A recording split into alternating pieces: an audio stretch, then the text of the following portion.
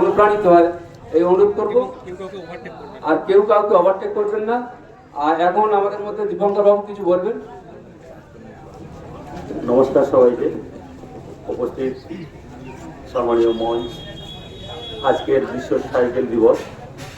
তো আমরা এই দিনটিকে সবাই এই সাইকেলের উপর নির্ভর করে আগামী দিনে যাতে আমরা ইঞ্জিন জাতীয় যে গাড়ি আমরা ব্যবহার করে থাকি, শরীরকে আমরা কষ্ট দিই না।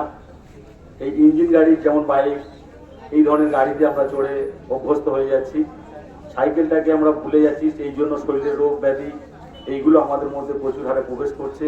যাতে আমরা শরীরকে কষ্ট দিয়ে এই বাইসাইকেল আমরা ব্যবহার করি, এটুকুই বলার ছিল। অসীমদা সব কিছু বলে দিয়েছে। সবাইকে ধন্যবাদ। যাতে গরিব নন্দিয়াদি আমি আমার ইচ্ছা তো করতে চাই। থ্যাংক ইউ দীপঙ্কর বাবুকে।